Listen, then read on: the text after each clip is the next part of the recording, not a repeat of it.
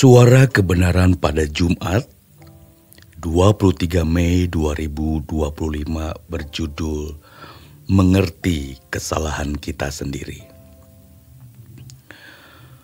Kalau suatu hari nanti, dan ini pasti terjadi, kita melihat kedahsyatan api kekal, keadaan manusia yang terpisah dari Allah,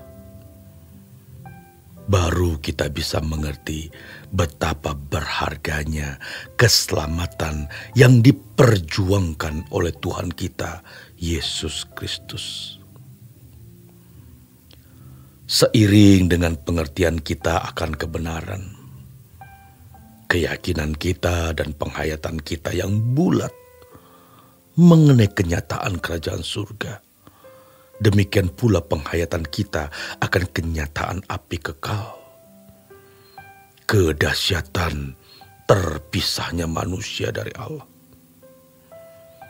Menyadari hal ini, kita akan rela berbuat apapun demi Tuhan yang telah melepaskan kita dari api kekal.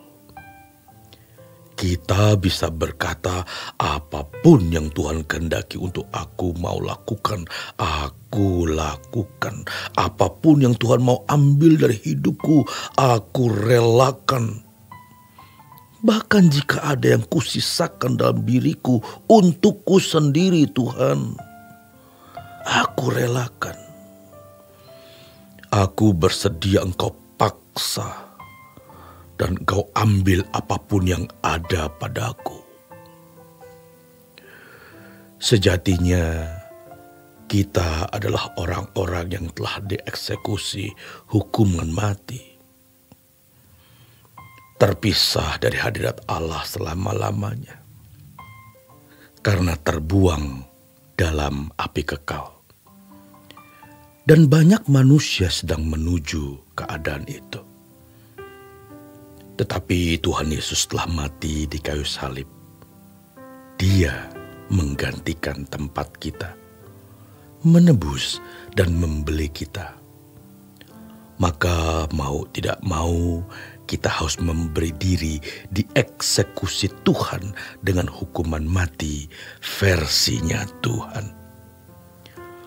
Hukuman mati versi kuasa kegelapan membawa manusia kepada kehidupan yang terpisah dari Allah atau keadaan yang terpisah dari Allah di dalam api kekal.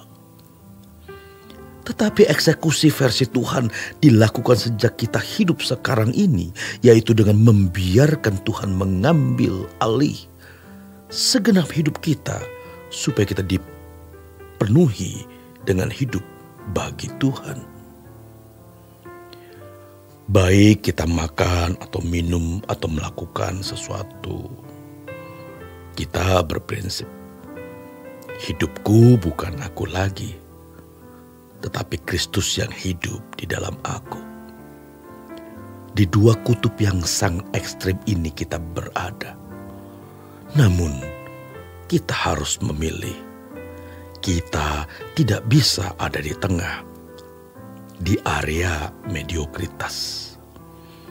Apakah kita di kutub yang satu dieksekusi kuasa kegelapan sehingga berkeadaan terpisah dari Tuhan selama-lamanya karena berada di api kekal, atau kita menerima eksekusi Tuhan dengan meninggalkan cara hidup manusia di sekitar kita, lalu mengenakan cara hidup anak-anak Tuhan melalui proses belajar sampai kita sungguh-sungguh berkeadaan pantas disebut anak-anak Allah.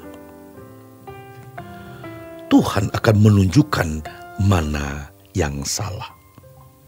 Dia mengajar. Oleh sebab itu, kita harus belajar kebenaran. Sebab dengan belajar kebenaran, kita bisa mengerti kesalahan kita sendiri. Di sini kita jujur dengan diri kita sendiri dalam kita membenahi diri.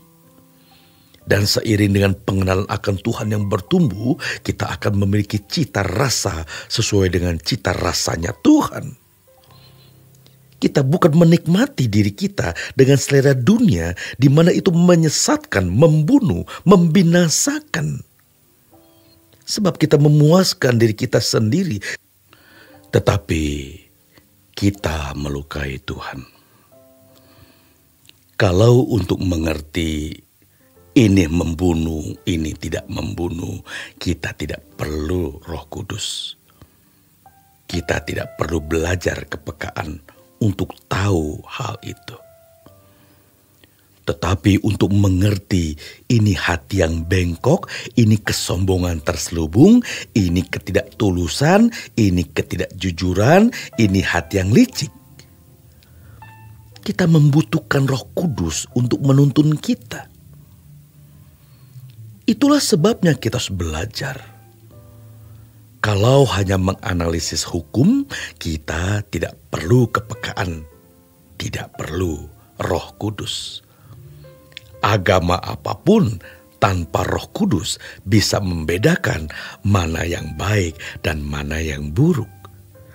Tetapi untuk mengerti pikiran dan perasaan Tuhan, kita harus belajar panjang mengenal kebenaran agar kita memiliki kecerdasan roh sehingga bisa membedakan kehendak Tuhan, apa yang baik, yang berkenan, dan yang sempurna. Dan memiliki cita rasa Tuhan sehingga kita bisa mencicipi diri kita sendiri. Dan inilah masalahnya. Ketika kita mulai memiliki cita rasa Tuhan, lalu kita cicipi diri kita sendiri, ternyata kita pahit. Kita tahu apa yang baik, tapi yang jahat kita lakukan. Kenapa aku masih licik? Kenapa diam-diam aku sombong? Disitulah kita stres. Tapi kita berusaha untuk menjadi cita rasa yang benar. Artinya kita berjuang terus untuk meluruskan hati kita. Untuk itu, menjadi baik itu bukan karena terpaksa, namun karena memang kita tidak bisa menikmati diri kita yang bengkok. Kita tidak bisa tidak jujur, kita tidak bisa bohong, kita tidak bisa tidak tulus. Kita tidak bisa bengkok. Karena kita mampu merasakan diri kita sendiri. Inilah kekristenan. Selamat berjuang saudaraku. Tuhan Yesus memberkati.